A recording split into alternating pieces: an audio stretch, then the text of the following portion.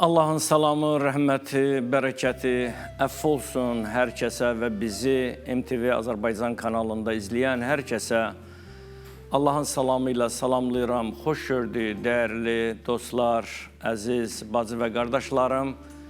Bugün iki gözəl bir bayram əhvalı ruhiyyəsindəyik. Bugün Ramazan ayının ilk cüməsi və Ramazanın ikinci günü. Günlərin ən əşrəfi cümə, ayların ən şərəflisi 11 ayın sultanı Ramazan. Bir daha xoş gördük hər kəsi, xoş gəldin Ramazan deyirik. Və bugün mübarək Ramazan ayının ikinci gününü yaşayırıq. Ümid edirəm, inşallah çox rahat şəkildə Allahın huzurunda dualarımız olaraq bütünlükdə Ramazanı gözəl şəkildə qeyd edib, harda rahatçılıq varsa, səmimiyyət varsa, barışıq varsa, sülh və əminlik, dua varsa, mütləq şəkildə əminliklə deyə bilərəm ki, o aylar gözəl keçir. Artıq bugün Ramazan ayının ikinci gününü yaşayırıq. Dünən Ramazanın birinci günü idi, dualar etdik. Ümid edirəm, bütün Azərbaycan xalqı və dünya müsəlmanları bir duaya qoşuldular. Allahım, sənin razılığını əldə etmək üçün bütünlükdə özümü sənə təslim edərək sənin ayını gözəl şəkildə yaşayıram. Dünən Ramazan ayının birinci günü bizə niyyətimizin saflaşmasını öyrətdi. Dünən niyyət etdik. Bir ay, Ramazan ayı. Əməllər niyyətə bağlıdır.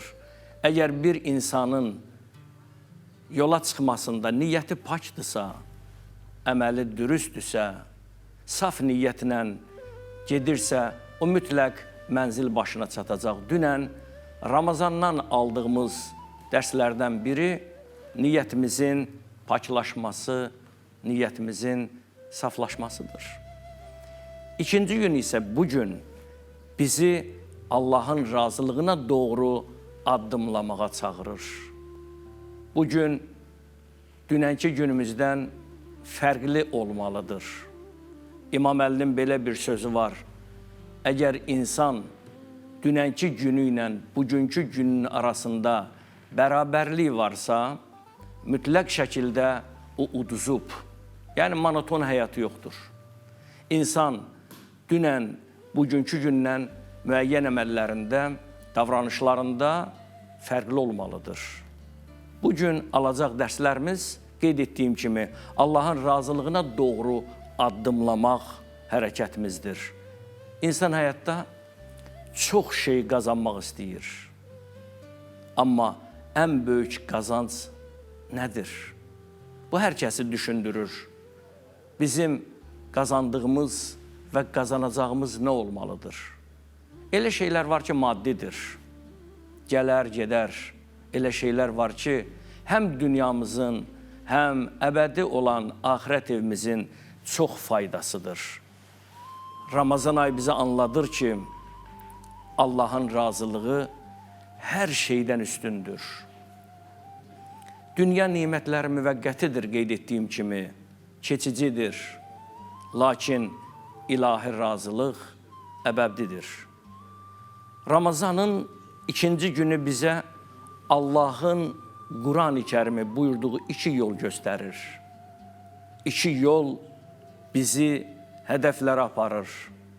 Biri nərdiban kimi, bəzən nərdiban insan pillələrlə qalxır, yüksək bir fəzaları fəth eləyir, bəzən nərdibandan istifadə edə bilmir, aşağı düşür, zəlillik, bədbəxtçilik. Ramazanın ikinci günü bizə Allah Taala'nın buyurduğu yol bizim üçün çox önəmlidir. Görək bu yollar hansıdır və bu yollar bizi hara aparır? Birinci yol, Allahın razılığına gedən yol. Ömür boyu insanlar Allahın razılığını istəyiblər. Yəqin ki, məni, bizi əziz analar, atalar, doğmalar, gənclər, hər kəs bizi izləyir və lütfən siz sona qədər izləyin ki, nəticəni ala biləsiniz. Və siz kanalı çevirmin, yaxın oturun və bizdən öyrənəcəyiniz, biz sizdən öyrənəcəyiniz çox şeylər var. Və yeri gəlmişkən bunu da qeyd edim ki, dünən MTV Azərbaycan kanalında artıq həm YouTube yayımlandı, həm televiziya və mənim direktimə də, şəxsimə də MTV-nin YouTube kanalına da çoxlu suallar müraciət olub. İnanın ki, Ramazanın birinci günü gözləmirdim bu qədər suallar olsun. Bu sualları da bugün, əgər Allah bizə fürsət versə, bəzi məqamları qismən sizlərlə bölüşüb suallarınıza cavab verəcəyik. Əlbəttə ki, xanımlar çox narahatdırlar Ramazanda. Elə suallar var ki, o suallar həqiqətən İslam fikrində, İslam hüququnda yer alıb və xanımlarımız da istəyir ki, Ramazanı gözəl şəkildə aparsın, Allahın razılığını əldə etsin. Ömür boyu övladlar, gənclər, şəxsən mən özüm də zamanında Allah bütün ölənlərə rəhmət etsin. Atamdan 20 il, 30 il çalışaraq ata məndən razı qaldın mı? Ana məndən razı qaldın mı? Biz valideynlərdən aldığımız xeyir duanın bərəkətidir və mən təcrübələrimdə görmüşəm. Hansı övlad uğura imza atırsa, hansı övlad yüksək məqam və pillələrə nail olursa, mütləq valideynin xeyir duasıdır, Allahın xeyir duasıdır. İki yolun biri Allahın razılığını əldə etməkdir. Görəsən, Allah bizdən razı qaldı mı? Razı qaldı. Niyə? Çünki biz bu mübarək aydayıq. Allah buyurur, qulum, nə qədər günahım varsa, mən səni əff edəcəm, mən səni bağışlayacağam. İkincisi, nəfsin arxasınca getmək. O seçim bizimdir. Allah Teala o seçimi bizə verir. Yəni insan, bu seçim sənin əlindədir. Hansı seçimi istəsən, edə bilərsən. Ona görə biz bugün bir neçə aktual mövzulara toxunacağıq inşallah. Qeyd etdiyim kimi, insan ömrü boyu bir düşmənlə vuruşur. Buna çox rica edirəm, lütfən diqqət edin. İnsan bir ömür boyu bir düşmənlə vuruşur. Bir düşmənlə mübarizə aparır. O düşmən kənarda deyil. O düşmən uzaqda da deyil. O düşmən insanın içindədir. Bizim içimizdədir.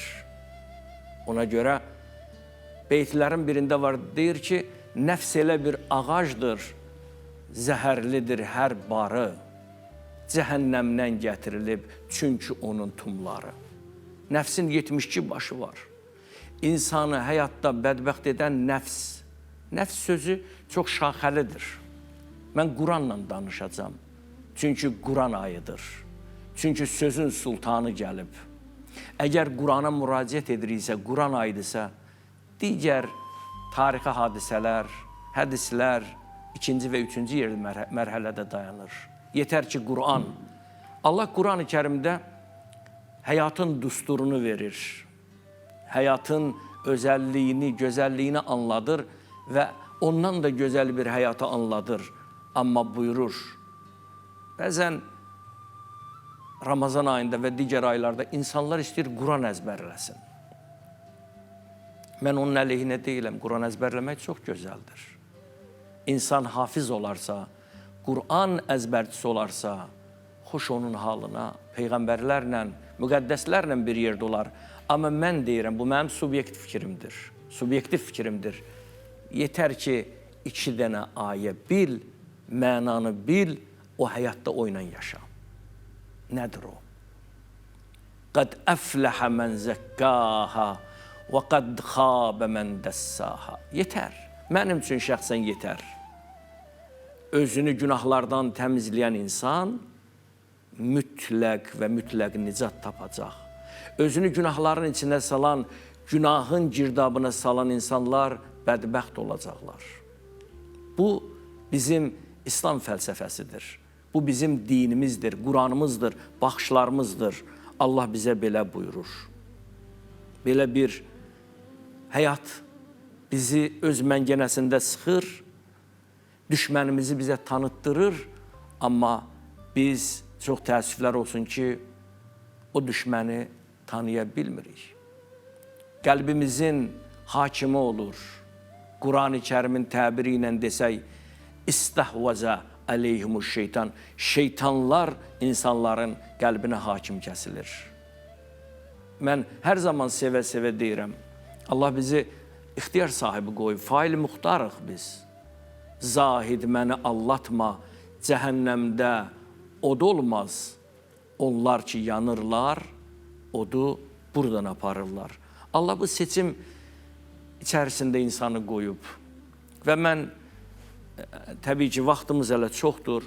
Çünki qeyd etdiyim kimi, mənə suallar ünvanlanıb və mən çalışacağım Ramazan boyu həm canlı olaraq MTV kanalında, MTV'nin YouTube'unda, eyni zamanda Hacı Surxay Məmmədli YouTube kanalı, təbii ki, 6-da bizim verilişimiz bitir və sonra canlı Hacı Surxay Məmmədli efirimiz olur. İftara qədər biz insanlarla, dostlarla bir yerdəyik və bizi Azərbaycan və Azərbaycan hududlarından kənarda izləyən hər kəsə deyirəm, Allah bizi öz nəfsimizdən qorusun, özümüzdən qorusun, daxili düşmənimizdən qorusun.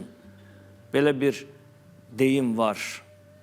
Bəzi mənbələrdə, mən hədislərdə də rast gəlib, belə bir deyim var. Nəfs mədə kimidir. Daha doğrusu, nəfs mədə kimi deyil, göz kimidir. Heç zaman doymaz. Mədəni doyuzdurmaq olur zaten. Amma gözü doyuzdurmaq olmur. Və bu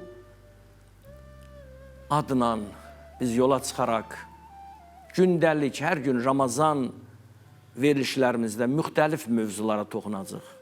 O müxtəlif mövzular ki, hansı ki insanları həm maraqlandırır, həm də narahat edir. Çünki Ramazan özü səbr deməkdir. Ramazan barışıq deməkdir. Ramazan mərhəmət deməkdir. Ramazan sevgi deməkdir. Mən fürsətdən istifadə edib hər kəsə bol-bol dualar, yaxşı Allahdan kamil imanı arzu edirəm və mənim də bugün hər gün olduğu kimi bugün də dəyərli bir qonağım var və hər kəs tanıyır efirlər vasitəsilə. Rafiq müəllim Allahverdiyev psixoloqdur, tanınmış bir psixoloqdur. Hər zamanda biz veriliş və verilişdən öncəsi qonşu proqramlarda biz ekspert olmuşuq, söhbətlərimiz olub. O da öz işinin mütəxəssisidir.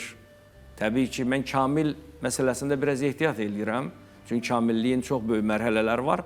Mən xoş gəldim deyirəm əziz qardaşıma. Ramazanınız mübarək olsun. Və mən təbii ki, fikirlərə qoşulmadan öncə necə keçir Ramazan? Onu mənə xahiş edirəm deyin ki, və sonra birbaşa sizin də bir xeyir duanız olsun və eyni zamanda siz psixoloqsuz, nəfsdən mövzu gedir. Mövzu səbirdir, nəfsdir, insanın daxili düşmənidir. Ümumiyyətlə, psixologiyada bu necə qeyd olunur? Çox sağ olun, dəyərli hacı, minnətdaram sizə. Əslində, Ramazan bayramının insanın ruhunun, insanın mənəviyyatının tərbiyə olunması, tərbiyə etməsi bir məqamıdır. Yəni, bu ay insana sanki bu 11 ay, 12 ayın içində bir daha məzmunlu bir imkan yaradılır ki, insan öz mənəviyyatını tərbiyə etmək barədə düşünsün. Və bu, bilirsiniz hacı, müəyyən məqamlar var ki, insan psixologiyasına, insan anatomiyasına xarakterik olan keyfiyyətlər var. Bunlardan məsəl üçün, nəfəs almaq, qidalanmaq, yatmaq, bunlar insanın özünün iradəsindən asılı deyil. İnsan ona əməl etmir, insan ona icra edir. Yəni, insan ona icra etməsə, onun yaşaması mümkün deyil. Amma müəyyən məqamlar var ki, insan ona əməl etmək, insanın öz əlindədir. İnsan ona əməl etməsə, öz mənəviyyatın, əxlaqın, insani dəyərlərin, ilahi bağlılığını itirəcək. Və bunların içərisində də ən birinci sıralarda duranlardan biri nəfsdir. Nəfs. Yəni, bunu psixoloji dillə izah eləsək, bu tamahdır. İnsan nəfsini, tamahını idarə etməyi bəzən insana kənardan heç kəs onu məcbur edə bilməz. İnsan işləmək, oxumaq, bunları öyrətmək olar. Bunları insana məcbur etmək olar. Amma nəfsi insan öz ruhunda, öz vücudunda, öz şuurunda tərbiyə etməlidir.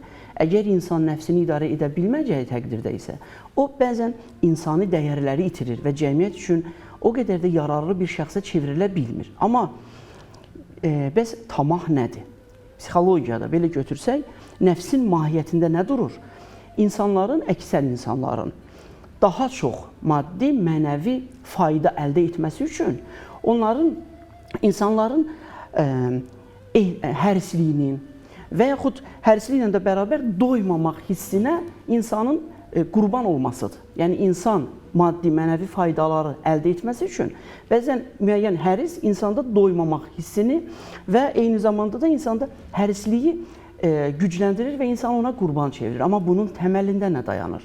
Hərisliyin təməlində insan psixologiyasına xarakterik olaraq qeyri-qanuni, əxlaqa zid, mənəviyyata zid, insan davranışlarına zidd olan ədalət hissinin itməsi və ədalət hissinin itməsi ilə də bərabər insanda peşmanlıq duyğusunun olmaması. Peşman olmaması. Bu hallarla ifadə olunan insanın düşüncə tərzidir. Doğru. Fikir verirsinizmi hacı? Biz dini mənbələrdə də, müəyyən elmi əsərlərdə də, elmi araşdırmalarda da insan nəfsi üzərində çox dayanılır. İnsan tamahını idarə etmə üzərində çox dayanılır. Çünki insan nəfsinin mahiyyətində dayanır ədalət və insanın peşman olma hissinin itirilməsi. Əgər insan ədalət hissini itirirsə, peşman olmaq hissini itirirsə, o insan üçün əslində o insan cəmiyyət üçün daha təhlükəli bir insana çevrilir. Təhlükəli mənbəyə çevrilir hətta. Və eyni zamanda özü üçün də. Və bunların nəfsin, tamahın idarə olunmaması görün nədə başlayır? Ən birinci bunlar başlayır, insan əldə etdiyi faydalardan doymur. Daim, yəni qısa müddətli yox, daim daha çoxunu istəyir. Doğru. Və bu tədricən yönəlir digər tərəfdən ədalətin itməsinə. Nə? İnsan psixologiyasına xarakterik olmayaraq, amma belə bir hal əmələ gətirir ki, insan digərlərinə ziyan vuraraq, zərər vuraraq və yaxud digər insanların mənfəətinə xələl gətirərək insan mənfəət əldə edir. Və həmin o mənfəətdə isə insan öz ədalətini qoyur ortaya. Hesab edir ki, o haqlıdır. Yəni, həmin o ədalət hissinin itməsində isə insan özünün güclü olduğunu qeyri-şuuru olaraq dərk edir və bu öz şəxsiyyətinin pozulmasına gətirib çıxardır. Növbəti bir məqamda isə bütün bəşər dünyasında, bəşər tarixində ən pis cinayətlərin təməlində tamah dayanır. Bəli, tamah və nəfs insanı ən qəddar, doğmalarına qarşı olan cinayətlərə təhrik edir. Çünki insanın nəfsinə qurban olanda, insanın nəfsi, tamahı, insanın xarakterinə, davranışına, əxlaqına hakim olanda insan mənfəət əldə etmək istəyir. Amma dəyərlər itir. Bu mənim qohumumdur, yaddır, kimsəsizdir və s. Yetimdir. İnsan o hissləri itirir. İnsan bəhrələndiyinə görə özünü güclü sayır. Və ən qorxulu tərəf isə nəfsin insan üzərində hökmranlığı deyək. Həmin o insana hökmranlıq etdiyi ərəfədə isə vicdanın susmasıdır. İnsan nə əmələ gəlir?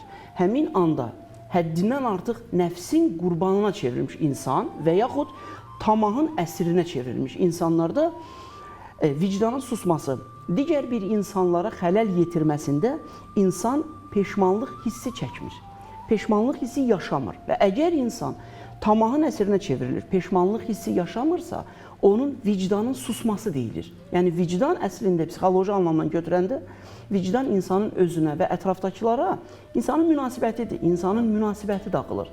Çünki psixoloji dildə desək, insan münasibətlər sistemində şəxsiyyətə çevrilir. Əgər bu şəxsiyyətə çevrilmirsə, bunda tənqidi münasibət yoxdursa, o cəmiyyət üçün faydalı ola bilməz. Doğrudur, Rahim müəllim. Biz bu məsələlərə təbii ki, indi veriliş boyu, çünki verilişimiz elə təzə artıq başlayıb, elə vaxtımız da var. Quran-ı Kərimin ümumiyyətlə həm psixoloji baxımdan, həm də Quran-ı Kərimin nəfslə bağlı müəyyən kateqoriyaları var. Yəni, nəfs deyəndə bizdə belə bir söz var idi. Nəfsivi kəs. Yəni, ruhuvu, nəfsivi, istəklərivi, tamahıvı. Bunlar hamısı böyük məsələdir. Amma Quran-ı Kərimdə, gəlin Qurana müraciət eləyək, çünki Quran İslamın nüvəsidir. Quran-ı Kərimdə Allah Teala Yusuf surəsində 53-cü ayəsində buyurur və mə ubərri'u nəfsi. Bu ayə çox genişdir. Nə demək istəyir Allah Teala burada? həqiqətən nəfs daim insanları pisliyə şövq elətdirir. Nəfs insanları pisliyə dəvət eləyir. Ona görə nəfs, tamah insanları pisliyə çağırırsa, məhz bu Ramazan bizim içimizdə olan o narahatçılıq, ruhumuzu dağıdan, ruhumuzu parçalayan amillərin əksinədir. Yəni 11 ay Ramazanda biz yedik, nəfsimizə qələbə çala bilmədik. 11 ay yalan danışdıq, qeybət etdik, iftiralar dedik. Quran-ı Kərim bizə anladır ki, Ramazan Quranın gəlişidir və bu ay bizə anladır ki, bugünkü mövzu anladır ki, ey insan, tamahvı, nəfsivi az et. Nə qədər nəfsivi, tamahvı az edəcəksən, həm Allah yanında izzət sahibi olacaqsan, həm də eyni zamanda cəmiyyət arasında. Bu bir. Bu nəfs adı olaraq Quran-ı Kərimdə nəfs əmmarə. Nəfs əmmarə nədir? Qeyd etdiyimiz kimi, siz də dediyiniz kimi o tamah, nəfs, insanı pisliyə çağıran nəfs. Bir də nəfs-i ləvvamə var Quran-ı Kərimdə. Nədir? Bu nəfs insanı yenə də şəhvətə, qəzəbə, ondan sonra malpərəstlik və bütün bu mənəvi halları pozan yerlərə sürükləyir. Nəfs ləvvamə odur ki, Allahın bəyənmədiyi şeylərin əksini etmək.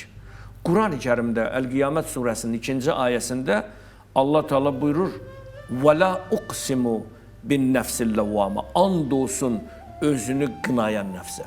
Və bu nöqtədə qalıb sizə qayıtmaq istəyirəm. Özünü qınayan nəfs. Bəzən insanlar var ki, günahı edir, ego, təkəbbürlük, mənəm-mənəmlik. Sanki deyirsən ki, sən bunu etmə, deyir ki, düz etmişəm. Doğruları da, həqiqətləri də anlamadan özünün yalan qurduğu təxəyyülləri doğru kimi təqdim eləyir. Amma bəzən də insan var ki, etdiyi bir işdən ötəri peşman olur, özünü qınayır və deyir ki, kaş ki, məni bu məsələni etməyəcəm. Bu mərhələ insanın öz səhvlərini qınadığı və vicdanla üzləşdiyi mərhələdir. Buyurun, zəhmət olunuz. Hacı, baxın, siz çox gözəl izah verdiniz. Əgər insanın nəfsinə hakim ola bilməməsi, o psixi pozuntu halına çatırsa, insanın əxlaqı ilə reallıq arasında əlaqələr pozulur. Tamam. İnsan, biz əxlaq geniş miqyasda götürmək istəyirəm. İnsan real, mən kiməm, mən hardayam, mən nəçiyəm, mən hansı vəzifə sahibiyəm, mən hansı məsuliyyət daşıyıram. Bununla əxlaq normaları arasında əlaqə uçur. Əgər insanın əxlaq normalarını dərk etməməsi bir yana, əgər insan əxlaq normalarını dərk etmirsə, siz dediyiniz kimi, o hansısa bir əməlin pis olduğunu ona izah edəndə və yaxud da özü dərk edəndə, onda peşmançılıq hissi əmələ gəlir. Yaxud peşman olur, bəzən tövbə edə bilir və yaxud peşman olur, insan səhvlərini düzəldə bilir. Əgər insan həmin o siz dediyiniz formada peşmançılıq hissini yaşamır və ədalət, bunun elədiyinin ədalətsiz olduğunu qavramırsa, o insanda əxlaq normaları pozulur. Əgər insanda nəfs, bax görürsünüzmü, bizim nəfsin mahiyyəti nə qədər güclüdür. Tamahın, hədsiz tamahın, insanın hədsiz tamahının qurbanı olmasının nə qədər böyük bir təhlükəsi və böyük bir anlamı var. İnsan nəfsinə qurban çevriləndə ən vacib olan əlamətlər insan əxlaqını və dəyərini, vicdanını və insan utanç hissini, peşman olmaq hissini itirir və həmin o adamların isə dinimizə də zid, insan əqidəsinə zid, insan əxlaqına zid olaraq sanki öz dünyaları yarandır. Həmin o adamlarda pozuntu başlayır və onlar insanlardan, dünyadan, bəxtindən, taleyindən qismən, onlar qisas almaq istəyir. Sanki onlar təhlükəli bir varlığa çevrilirlər və bu hədsiz bir hal olduqda isə, hacı, onlarda tamahın qurbanı olan insanlarda isə başlayır, ən pis bir məqama gəlib çıxır. Onlar rəhimsiz bir mövqe tuturlar. Onlar heç nəyə, insana və digər canlılara da belə rəhim göstərə bilmirlər insanın ruhunda. Əgər insan psixikasında rəhim itirsə, o insanın, siz deyən kimi, tamah, nəfsdir, məsuliyyətdir, vicdandır, bunların heç birinin anlamı olmur. O insanlar yalnız qisas almağa çalışırlar və bu tamahın ən qorxulu tərəfi isə adamların həmin əxlaq normalarına əməl edə bilməməsidir. Və fikir verin, tamaha qurban olan insanlar, bilirsiniz, Əfsalatın Xaqaninin çox gözəl bir fikri var. Deyir ki, tamah zəncirini yalnız sağlam ağılla qırmaq olar. Həmin bu məqamlar insan həddindən çox tamahın quluna çevriləndə. Doğru. Amma tamahın quluna çevrilərək öz təfəkküründə mənfəət əldə edir, qazanc əldə edir və insanda doyumsuzluq əmələ gəlir. İnsan dünya malının hərisinə çevrilir və ən qorxulu bir məqama gəlib çıxır. İnsan o hərisə, o nəfsin quluna çevriləndən sonra isə həmin o insanların, onlar zəka aydınlığı itir. Onlar sağlam təfəkkürə malik ola bilmir. Çox təşəkkür edirəm, minnətdaram əziz qardaşım, var olun. Yəni çox geniş bir məlumat verdiniz və nəticə etibarilə, çünki bizim də bəzi suallarımız var və bəzən suallar ünvanlı şəkildə bizə verilib və biz onu inşallah bir neçə dəqiqə ərzində izah etməliyik. Və bu ayda artıq hər kəs anlayır ki, və Ramazan ayının da bizə verdiyi tövsiyə, Quran-ı Kərimin bizə verdiyi məqam və yön bundan ibarətdir ki, ən böyük zənginlik mal-dövlət deyil, qəlb huzurudur, qəlb rahatçılığıdır. Ən böyük güc başqalarını məğlub etmək deyil, öz nəfsini ram etməkdir. Ən böyük süfrə isə paylaşmaqdır. Ramazan Qurana qayıdış və nəfsimizi bizə anladır ki, ey nəfs, xatırcam ol, rahat ol. Və bizim əziz televiziya tamaşaçılarımız yəqin ki, bizdən də suallara cavab istəyirlər. Çünki biz verilişimizin əvvəlində qeyd etdik ki, bəzi məqamlar, bəzi suallar var ki, dünən bizim həm MTV kanalına, Azərbaycan MTV məlumat xarakterli olaraq və yaxud direktimizə müəyyən suallar yazıblar. O suallardan bir neçəsini mən səsləndirmək istəyirəm. Qeydlər aparmışam və qeydlər bundan ibarətdir. Və mənə çoxlu suallar yazıbdılar. Kimlər oruc tutmamalıdır? İndi müxtəlif insanlar düşünür. Bəzi insanlar var ki, onlar xəstədirlər. Bizi buradan hər kəs izləyir. Analarımız, bacılarımız, hər kəs statusundan asılı olmayaraq. Mən Quran-ı Kərimlə istəyirəm sizə bəzi nöqtələri və bəzi məqamları izah edeyim. Və mən bugün cümə namazında olarkən namazdan öncə bir nəfər mənə yaxınlaşır, bir ana. Xəstəyəm, məndə ağır şəkər diabet xəstəliyi var, amma mən oruç tuturam. Gecələr özümü idarə edə bilmirəm, narahat oluram, cismim, ruhum problem olur. Bəzən də təcili yardım üstümə gəlir və mən ona Quran-ı Kərimdən bir ayəni oxudum və dedim, rahat ol. Yəni, sən bu orucu tutmaqla Allah bizdən yüngüllük istəyir, Allah bizdən rahatçılıq istəyir. İslam dininin özünün də qayəsi. Allah Rəsulü buyurur, İslamı yüngülləşdirin, zora salmın, İslamı sevdirin, nifrət qazandırmayın.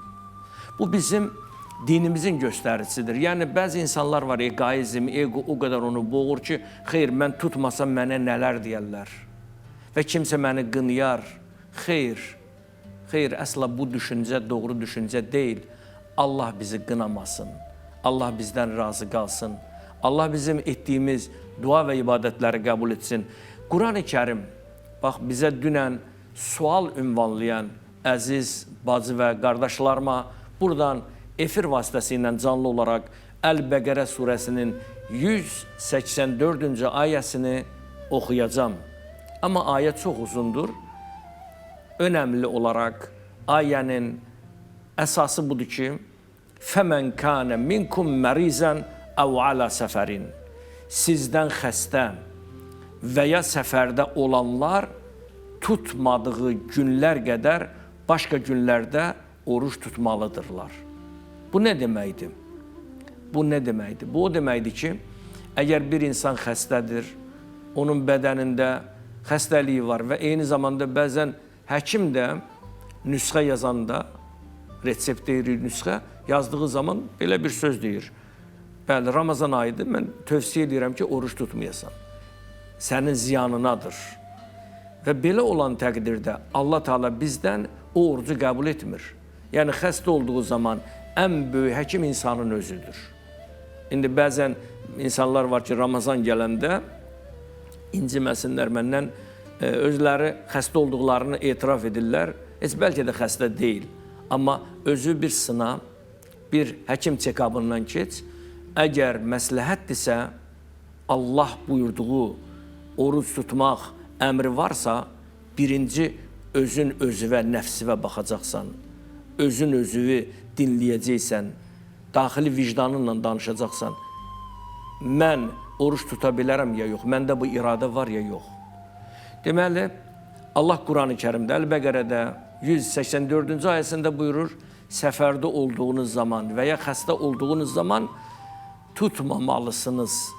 Ramazan bitəndən sonra günə gün qəza orucu tutacaqsınız. Yəni bir gün, 5 gün, 3 gün yemisinizsə, onu Ramazandan sonra qəza edəcəksiniz. Və sonra ayə belə buyurur. وَعَلَى الَّذ۪ينَ يُتِيقُونَهُ فِدْيَةٌ تَعَامُ مِسْكِينَ. Bununla məsələ bitmir. Yəni mən Ramazandan sonra bir gün oruç tutdum, bitdi. Xeyr, gün ərzində xəstə olan insanlar yediyi nədirsə, nə qədər qida qəbul edirsə, o qidanın məbləğin 3 manatdır, 5 manatdır. Şərt olaraq bunu mən qeyd edirəm. Və o həmən miqdarda 3 və yaxud 5 manat indi nə qədər yiyərsə, onu gün ərzində ehtiyacı olan insanlara verməlidir. Və buna görə Allah Teala buyurur ki, فَمَنْ تَتَوَّعَ خَيْرًا فَهُوَ خَيْرُ اللّٰهِ. Hər kəs könüllü xeyir iş görərsə, yəni həm oruç tutarsa, həm fidyə verərsə, bu onun üçün çox böyük faydalıdır. Sağlam olmaq üçün insan birinci növbədə öz bədəninə müraciət etməlidir. Və mənə belə qulağıma canlı olaraq deyirlər ki, artıq bizim dualarımıza az qalıb. Amma bir məsələni də qeyd edim, əziz televiziya tamaşaçıları. Baxın, əgər mümkünsə kameranı biraz yaxınlaşdıraq. Niyə görə mən deyirəm bunu? Bu, Azərbaycanımızın, bəli, yəqin hər kəs görür, Qafqaz Müsəlmanlar İdarəsinin və Şamaxı Astrofizika Rəsədxanasının bircə verdiyi bir təqvimdir. Bir ay Ramazan boyu təqvimdir. Baxın, bugün iftar zamanını, məğrib azanı, yəni iftar vaxtı 18:35-dir. Amma sabahları isə deməli, imsak vaxtı 06:01-də olacaq. Sabahları inşallah səhər 06:01-ə qədər artıq bütün yemək içməyinizi dayandırmalısınız. Dişlərinizi fırçalayıb və artıq o başlanlığa qədər, yəni sübh imsaka qədər artıq siz yemək içməkdən dayanmalısınız. Bir daha qeyd edirəm, sabahları 21 fevral 3 Ramazan 06:01-dir. İnşallah biz hər gün bu məsələləri qeyd edəcəyik, amma ümumi olaraq bölgələr çox narahatdılar bu məsələdə. Bəzən bölgələr bizə sual verirlər ki, biz Bakı vaxtı ilə biz iftar edə bilərik. Bəzən insanlar çaşır. Amma burada mən müəyyən qeydlər aparmışam. Əziz tamaşaçılar, Xankəndi Şuşa Bakı vaxtı ilə fərqli olaraq 11 dəqiqə. Yəni Bakı vaxtından 11 dəqiqə Xankəndi və Şuşa ətrafı orucu aça bilər. Lənkəran Astara 3 dəqiqə sonra Bakı vaxtı ilə, Tovuz Qazax 12 dəqiqə təqribən, Gəncə Şəmkir 14 dəqiqə, Mərkəzi Aran rayonlarında 5-7 dəqiqə və Naxçıvanda 17 dəqiqə. Yəni bunları mən niyə qeyd edirəm? Bunları mən qeyd edirəm ki, hər kəs bilsin və Bakı vaxtı ilə bəzi insanlar, regionda olanlar Bakı vaxtı ilə oruc açırlar və oruc tuturlar. Əslində mən qeyd etdiyim məsələlərdə diqqətli olmaq lazımdır. Və bu baxımdan mən bu günündə istəyirəm sizlərlə bircə duanı oxuyam. Yəni bugün Ramazan ayının ikinci gününün duasıdır və bu ikinci günün duası bizim üçün də inşallah çox önəmli olar və Allah Teala ümid edirəm bu dualarımızı da bizdən qəbul edər. Və bu günün özəlliyi və bu günün gözəlliyi ondadır ki, biz dualarla başlayıb və dualarla bitiririk. Ey mənim Rəbbim, bu ayı bizə mübarək et. Ey Rəbbim, bizi günahlardan və fəsadlardan uzaq et. Ey Rəbbim, ilahi, sən ol desən olar.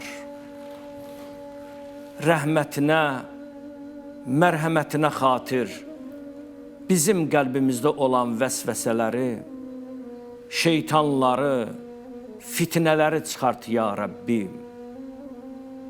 Bizi bir anda öz başına buraxma ya Rəbbim. Ey Rəbbim, səndən başqasına ümid olan naümid, səndən başqasının qapısına gedən möhtac, öz rəhmət qapısından, öz rəhmət qapından bizləri ayrı salma ya Rəbbim. Bizi dərgahından uzaq düşən, qafillərdən qərar vermə ya Rəbbim. Bu dünyadan axirətə əli boş aparma ya Rəbbim. İlahi, sənin adlarından biri Əl-Məlikdir, Əl-Məlik. Kimsənin kimsəyə fayda vermədiyi bir gün, hökm sənin, göylər yarılarkən sahibim sənsən, varlığım mənə aid deyil. Əlimizdə olanlar bizim deyil, sənindir. Yoxluğa, kasıbçılığa, fəqirçiliyə, möhtacılığa bizləri düşürtmə ya Rəbbim. Azərbaycanımızı qoru, vətənimizi qoru. İlahi, vətənimizə, dövlətimizə, xalqımıza xidmət edənlər və ölkə rəhbərimizi zamanənin şərlərindən mühafizə elə ya Rəbbim. İlahi, biz illərlə dua edirdik, Qarabağımız azad olsun. Qanlar töküldü, igid canlar getdi. Amma bugün o qanların bahasına, İlahi, o evlər, o məscidlər, o minarələrdən azan səsi var. İlahi, minarələrdən azan səsini kəsmə ya Rəbbim. Bizdən dua istəyiblər. Kimisi sıxıntıdadır, övlad problemi var, övlad həsrəti var. Kimisi borc həsrətindədir, borc yüklənib, amma bizdən dua istəyirlər. Dua möminlərin mənəvi silahıdır. İlahi, hər kəs əllərini qaldırıb, dua edir, bizə qoşulub, canlı olaraq qoşulurlar. Allah onların da bütün istəklərini həyata keçirdi. Sən ən böyük Allahsan. Bu ay sənin ayın. Mərhəmət sənin mərhəmətin. Qul sənin qulun. Bəndə günah eləyər, sultan bağışlayar. Sultanlığının xatirinə bizləri əff et ya Rəbbim. Bilərəkdən, bilməyərəkdən etdiyimiz xətaları əff et ya Rəbbim. Qazilərimizə, yaralılarımıza, xəstələrimizə, xəstəxanada olanlara acil şəfalar ver ya Rəbbim. Ya Rəbbim, dünyada nə qədər ki müharibələr, münaqişələr var, tezlikcən müharibələrə, münaqişələrə son qoy. Ramazan ayı barışıq aydı, rəhmət aydı. Bu ayın xatirinə dünya müsəlmanların bir-birinə mehriban et. Qəlbimizdən fitnəni, kin-kudurəti, yalanı, böhtanı götür ya Rəbbim.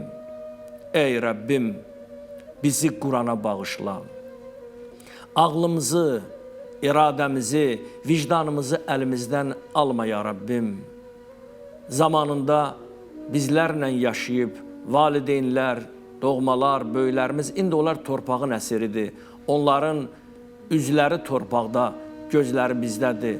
Onların da ruhların şad et. Bu mübarək aya xatir sənə yalvarıram. Çünki sən eşidənsən, sən görənsən, sən hakimi mütləqsən. İlahi, sənin adlarından da biri Əş-Şafi, Əş-Şafi. Sənin iznin olmadan, sənin icazən olmadan heç kim şəfa verə bilməz. İlahi, Əş-Şafi adı və xatir, şəfa verən adı və xatir, qəlblərimizə mərhəmət və şəfa ver, xəstələrimizə şəfa ver.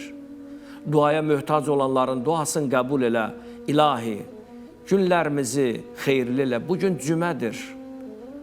Bəzi dualarımızda qeyd olunur, anaların, ataların əlindən verənlər, onların əzizləri, ruhları evimizə gələr, övladımıza baş çəkər, ilahi. Onların ruhu bizim evimizə gələrkən, bizi onlardan, onları da bizdən razı yola sal, ya Rabbim. İlahi, bu ay səbr ayıdır, bizim səbrimizi çoxalt.